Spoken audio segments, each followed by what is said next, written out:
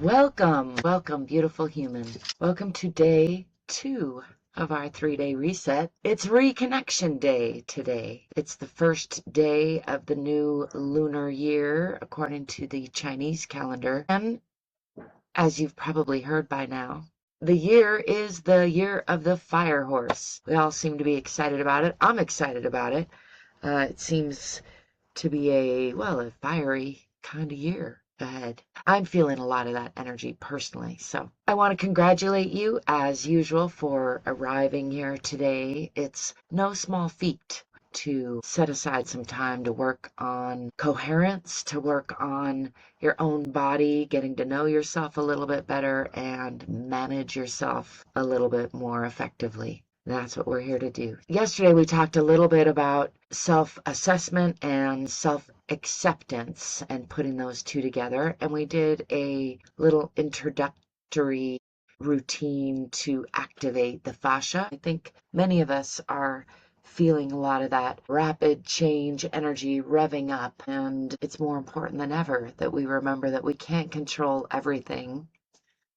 It's always been the case, but we can learn to control more of those little things in our lives that do add up to making a difference. Things like being more in touch with our own bodies, letting go of what no longer serves us, remembering to pause and take a deep breath and just reset our energy before we respond in certain situations. These are the types of little things that add up to big differences in our lives over time. So, as I mentioned yesterday, one of my big aims is to find more of those little things that add up over time. And instead of aiming for those big leaps, aiming for those little steps, little small improvements over time, consistently over time. So today we are mounting the fire horse. And there's a potential shadow aspect, as there always is, of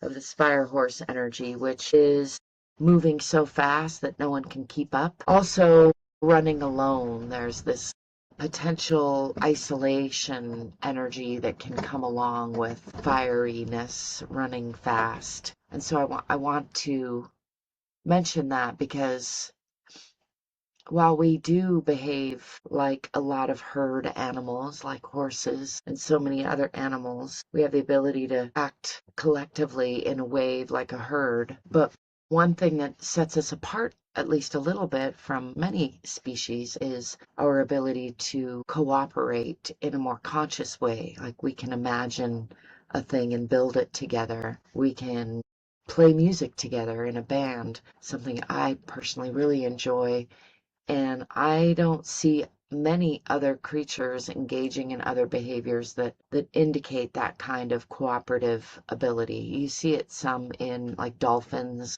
and crows and some of the other species that we consider more intelligent. And we consider them more intelligent largely based on some of those behaviors. As we move into a more rapid time of transformation, however you want to look at it, whether you put any credence into the historical cycles of time, or whether you just want to look at the current state of political affairs, there's a lot of rapid transformation going on, it seems to me. And it's easy to get swept up in the currents of that and become even more unconscious. So I think it's important to remember that part of our special ability is the ability to be conscious, to make a conscious decision, to use our free will and choose a different path sometimes instead of just going into autopilot. So it's with that intention that I want to dive a little bit more into how to activate our fascia. I have been talking about some of the new discoveries that research has been making regarding our fascia and how many nerve endings and different types of nerve endings are in our fascia, as it's turning out to be currently thought of as our biggest sensing organ, even more elaborate than our skin, which was previously thought to be our biggest sensing organ. And I talked a little bit yesterday about the special sensors that our fascia contain, which only respond to slow, steady stretching, usually of about 30 seconds optimally, somewhere between 15 and 60 seconds most of the time is what these particular receptors respond to. But a good rule of thumb is about 30 seconds. If you get too long over there, you can start to have a rebound effect that can undo some of the relaxation. And if you don't go long enough, you can not quite get to that releasing, relaxing, or melting like butter effect that I've mentioned. And I want to mention again, if you don't feel that effect, don't worry. It comes over time. It is a profound feeling that you're likely to recognize when you do feel it. But don't be distressed if you don't feel it right away. There's a lot going on when we first start learning how to do fascia stretching, and I'm giving you a lot of information, and your body might start giving you a lot of new information that makes it distracting from being able to just relax into that fascia release. So give it some time. Be patient with yourself. Don't give up if you don't feel it right away. Today's theme is reconnection. And as I mentioned, I think it's important to make a distinction between conscious reconnection and automatic or unconscious reconnection. And we have the delightful advantage, capacity of making conscious connections with each other. So I say, why not utilize that? I do think with AI and so many distractions going on, there is a temptation to allow ourselves to become more automated and just make connections to whatever is around us, for example, and not really participate in consciously choosing what's going on around us. And I think it would be a tragedy if we let go of our capacity to bring conscious choice and awareness into our day-to-day lives instead of cultivating more of it. That's my vote. There's some really neat science regarding our fascia as like a social antenna, and I'm just starting to go down that rabbit hole, so I won't speak to it too much, but I want to mention it because it's very aligned with all the work that I've personally found myself drawn to throughout this life, that is making connections between consciousness and our bodies and movement of our bodies. So there's some neat science that's showing that our fascia contain nerve endings that feed directly to our insula. That's the brain region that handles both our internal sensing, like our heartbeat and our gut feelings, interoception, and our social sensing, like feeling what others are feeling. That's all happening in the insula, and our fascia is sending data directly to that part of our brain. So that's just really neat evidence that our self-awareness and our empathy are interrelated.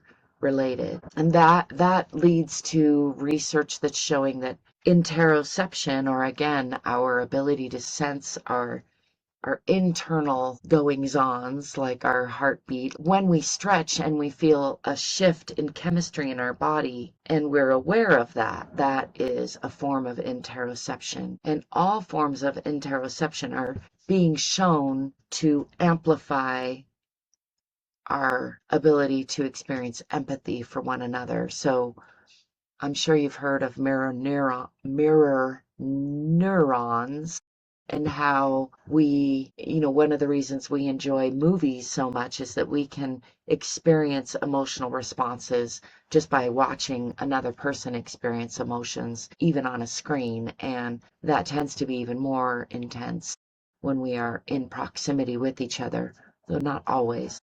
But this new research is showing that when we practice activating our fascia and becoming more aware of what's going on as we're activating our fascia, that is a way that we can increase our capacity for empathy with one another. So it makes sense when you think about it. You can't really empathize with others when you're numb in your own body, not really fully alive and aware in your body. So activating your fascia is, I don't want to say a hack, because it's not really that, but it is a natural, quick way to bring interoception through your whole body. And again, I bring up my dog friends But if you have a cat friend, or if you just pay attention to your own, if you become more of your own friend and pay attention to your own inclinations, especially in the morning or if you've been sitting for a while, that full body stretch where you're stretching,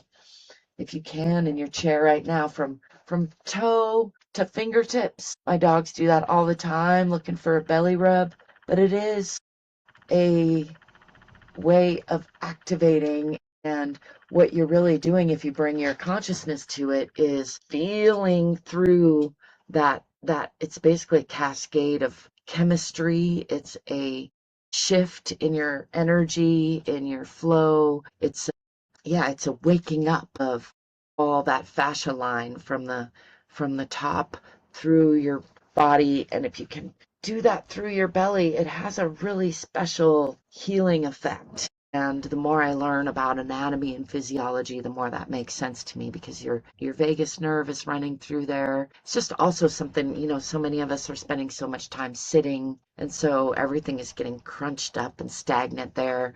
And plus, there's so much important stuff going on there. Our digestion, which is really the first thing that is formed when we're embryos, is that digestive tube. And it is also the interface with the outside world. It's where all our microbiome lives and helps to digest food that then gives us the nutrients that we use to make all these chemical reactions in our bodies. There's also an automatic synchronization that goes on when we are in proximity with each other, or even a little bit through screens, where we sync up with each other. I think most of us have experienced this. Women certainly experience this with our menstrual cycles, but I've been surprised by some of the research is showing that we actually start to sync up with each other in milliseconds, and that includes our facial expressions, our postures, our breathing, our heart rates, and this is unconscious and automatic usually. So we're already catching each other's states. A key distinction: the automatic sync is mindless, as I mentioned. It happens in that kind of herd behavior. It's faster than thought. It happens in other animals, including horses. The uniquely human part is that we can become conscious of it. We can talk about it together and explore it and choose how we participate with it. By way of consciously participating in our own responses, in our own awareness, when we're bringing our awareness into our fascia, for example, bringing our awareness into each other, for example, in a conscious way, that is actually influencing consciousness itself, evolving consciousness itself. A deeper conversation for another day, perhaps, but I do think it's relevant to this whole conversation about activating our fascia. I want to remind us all again that micro actions matter. Those little small steps that we do have control over are where I vote for putting most of our attention. We don't have control over the weather or the political climate, but we can get better at regulating our own nervous systems. And in that way, that reverberates out in ripples, where we're modeling that for our children and our grandchildren and the people around us. We're influencing the other people who we're coming into contact with. So arguably, we are helping to save the world one little micro action at a time. So let's get into some practice today, my favorite part of the session. Yesterday we did a little bit of front and back line activation, just real simple forward fold and lifting upwards. And today I want to add a little bit more crossing over the midline. As I mentioned yesterday, our fascia is actually weaving back and forth, crisscrossing through and across and around the whole body. Not only are those lines, when you bring in your awareness to like a whole entire fascia line, it will often sort of spiral through the body, or at least crisscross through the body. I tend to think about like the line from from my left toes coming up through the body and ending up in my right fingertips, for example. So not only can you stretch your fascia lines across the midline in these long lines, but also there's a lot of good research to show that squeezing or wringing out the fascia lines by way of twisting through the spine or crossing and twisting in both directions can be very helpful to break apart stagnation, to bring our awareness to where there is stagnation and help to get the flow going again. So with that in mind, let's practice a shortened version of some cross the body lines. And once again, I am going to be making a video with some standing demonstrations, a little bit more full body, but for the purposes of this square box presentation, we're going to be doing all seated and just doing the best we can with what we have to incorporate the low body as much as we can. So starting off with just a little bit of straightening up as usual and getting in touch with the body, straightening the spine. Take a deep breath and just scrunch up the shoulders and then drop them. And I am going to start by crossing over the midline with the leg. So I like to always start on the left as a way to remember for myself. You're welcome to start with whatever side you want, but I'm going to start by crossing the left leg over the right leg, and then I'm going to take that left hand and put it under. So I've gone over with the left leg and then under with the left arm, under this arm here, and then I'm going to bring this right arm over and just give myself a nice hug. And I'm just going to go ahead and first of all see if I can just relax into letting that back fascia line between the shoulder blades pull apart a little bit for about 3 breaths. So again, left arm under, right arm over. If you like giving yourself a little squeeze and a hug, that's allowed. And we're going to do 3 breaths here, and feel free to curl forward to whatever degree you would like as you feel that back fascia line pulling from side to side here. So I'm going to do 3 sips of air in through the mouth and then a long exhale out through the nose 3 times. So like this.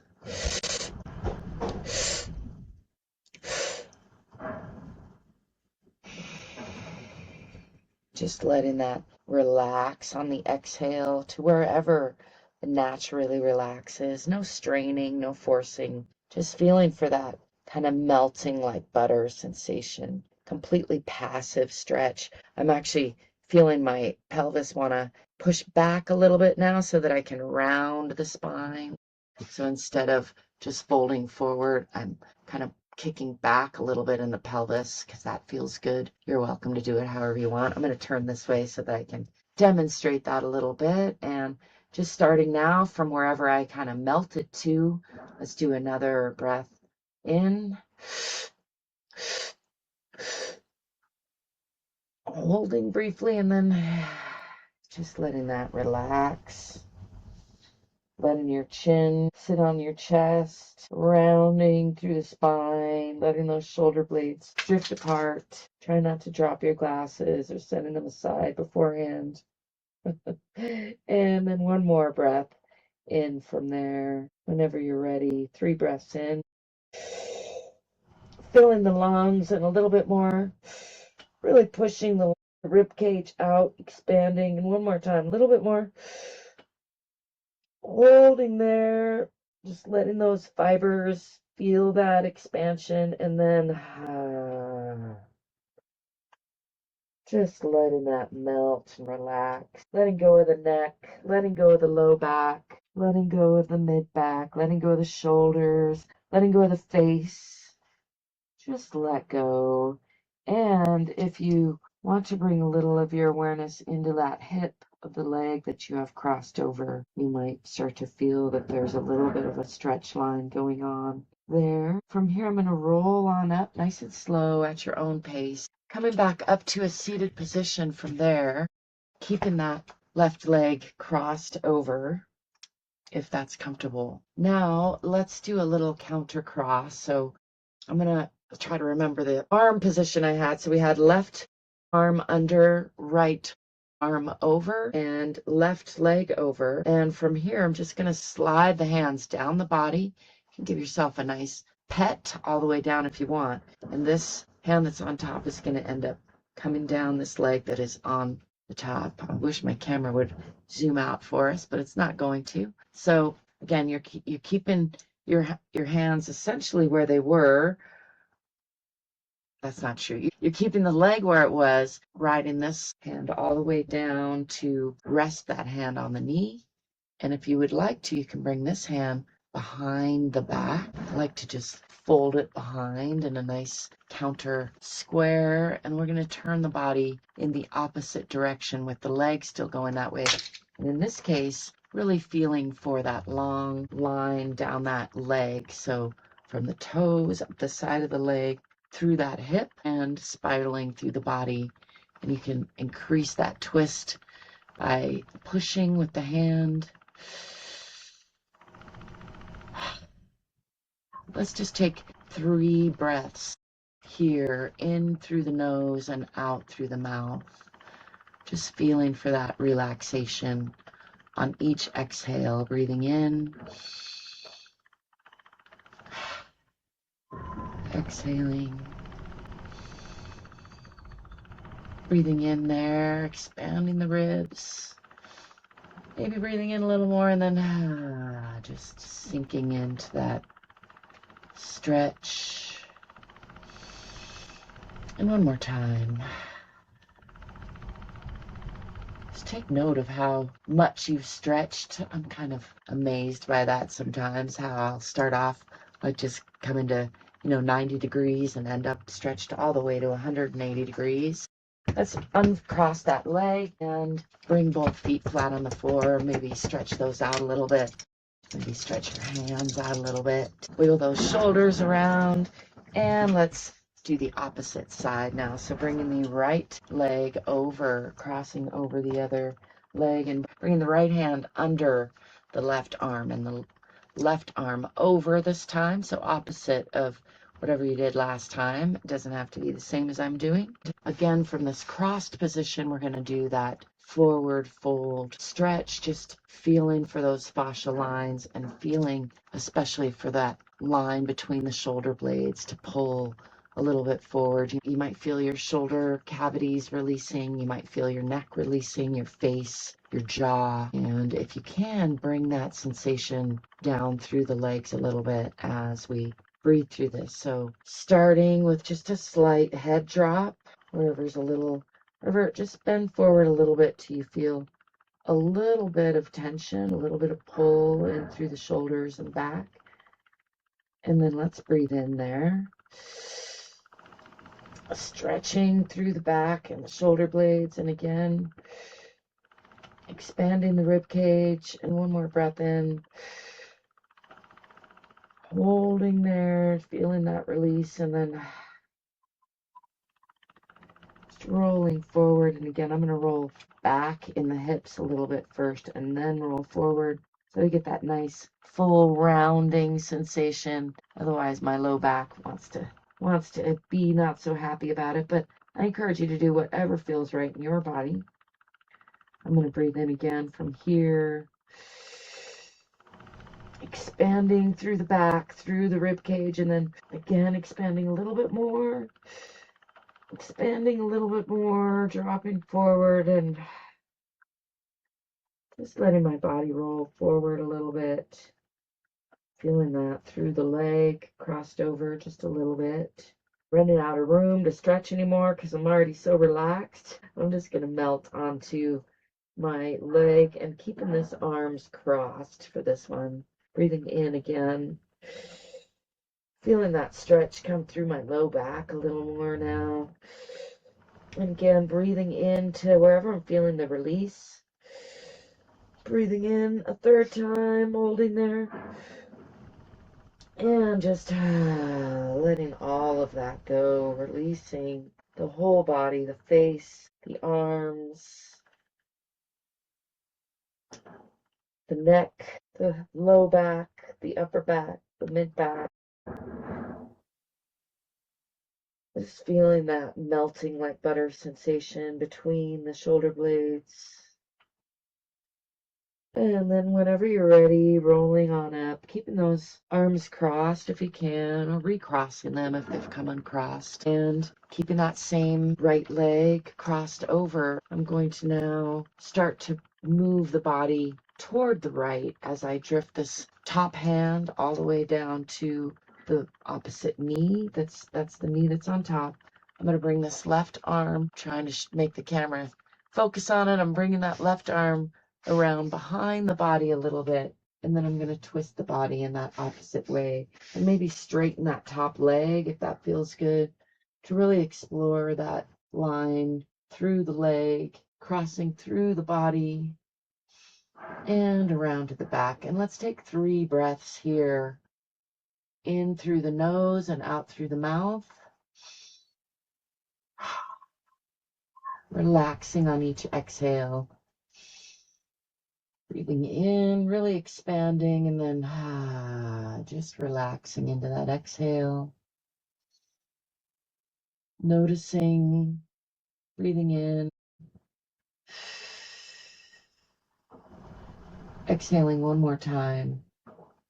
And let's unwind all of that. Just take notice. Hopefully we're noticing a little bit through that whole process, but take a little pause here to note for yourself if one side felt more flexible than the other, if maybe you noticed that you were able to see behind you, reach closer to that 180 more on one side. Or sometimes I get a hitch in my giddy up, as I call it, or a glitch in my neck, something gets out of whack, and then I have more limited range of motion. And if you think of your range of motion as like a 360-degree circle on a clock, that can be a easy way to gauge for yourself. So, this would be I'm turning to 3 o'clock or 9 o'clock, depending on which way you're looking at the clock, and that would be 6 o'clock or a 180 degrees. Just a rough way for you to take note for yourself, not to judge yourself or beat yourself up, but so that you can notice what needs your attention, maybe what's trying to get your attention. Maybe there's a pattern of behavior, like the way that you're sitting when you're driving or sitting at your desk, that is causing a limitation in your range of motion and in a whole side of your body. This is actually much more common than most people think. And so once you become aware of it, you can just start to incorporate a little more stretching in the direction that you're tending to restrict yourself or constrict yourself. And that's going to lead to a fuller life in ways that you probably can't even fathom, but it's true. After any of these practices, it's important to remember to take a few minutes to check in with yourself. If you feel inclined to do some journaling later today and reflect on the difference between the two sides or anything that comes up for you at all, they're always important to remember there's not one right way, there's not one wrong way. There's just the way that works for you or the way that you're doing it. So I would love to know any thoughts or realizations or questions that have come to mind during this practice. Be sure to share them later in the comments, or you're always welcome to message me directly if you have a question about any of this, and I will do my best to answer. Also want to remind you I'm going to be making a longer video or series of videos with some more full body practices, but it has been fun to try to work on seated practices because so many of us are spending so much time seated at the desk, and there is a lot that can be done from a seated position. So I think it's important to not let ourselves off the hook from doing some stretching, doing some mindfulness work, bringing ourselves back into being more embodied in our own bodies, even if we have to stay at the desk for insane numbers of hours for whatever reason. I find myself doing that, even though I don't have to at times. Tomorrow, I'm going to be introducing some more cross the body, embodying, finding ourselves more fully in our body's work in day 3, the root day.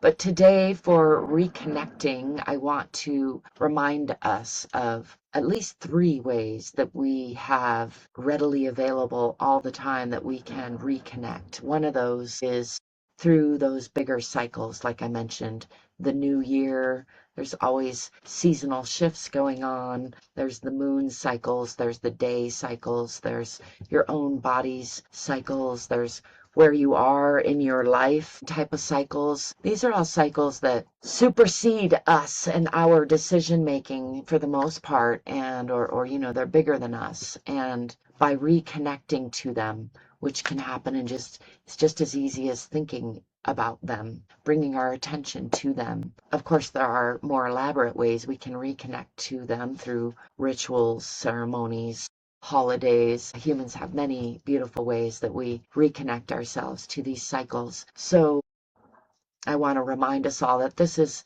a wonderful way that we can find reconnection anytime we want to bring our awareness to these cycles. Another way that we can reconnect that's readily available all the time is our fascia, like I've been talking about. Of course, there's our whole body, but I think it's neat to think about our fascia as its own system.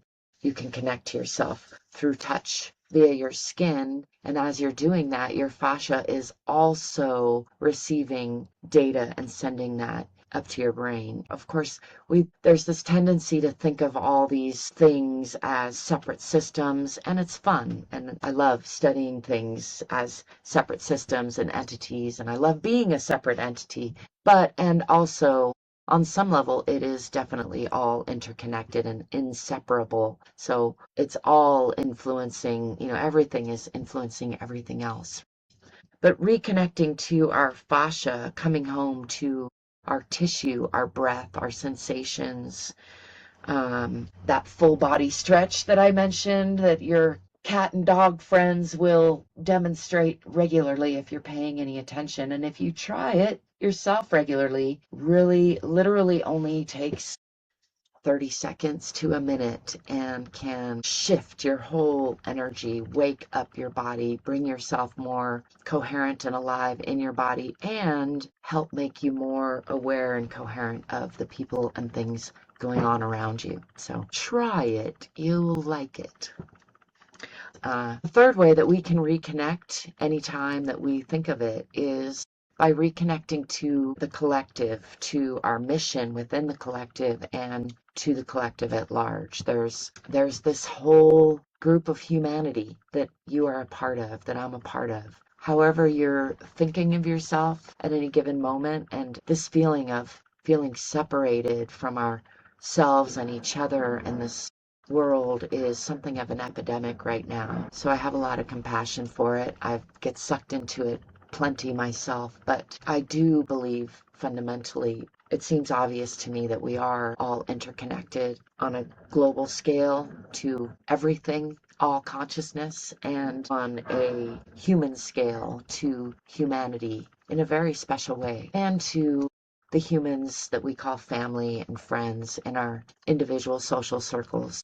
I encourage you, if you're feeling disconnected at any point, to remember that you can reconnect to that social circle. Even if if your brain is telling you a story that you can't, that's a false narrative, I guarantee you, because there are always other humans out there who are lonely. If you're feeling lonely, there are always other humans out there who need help, and it always makes us feel more connected when we help each other. There you have it, 3 ways that we can reconnect anytime we think of it. And I encourage you and me and all of us to think of it a little more often. My hope is that we think of it at least a little bit more. All 3 of those ways are wonderful ways to reconnect to ourselves and each other and consciousness, life itself. I do want to close with a reminder about conscious cooperation and not mindless following. We can deliberately tune to each other. We can deliberately squeeze out the old stuff, let go of the old stuff, make room for more coherence in our lives. And the more we do that,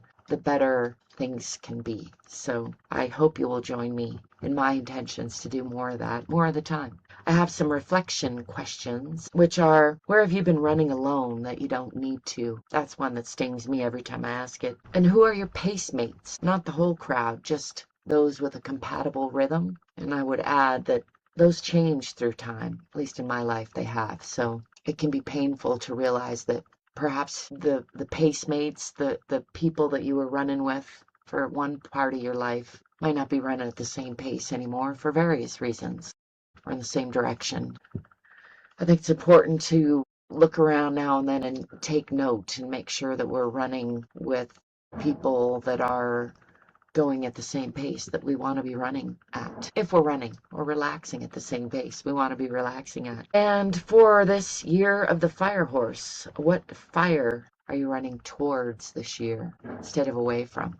I think that's a good question for all of us. So for closing, let's just take a few breaths together.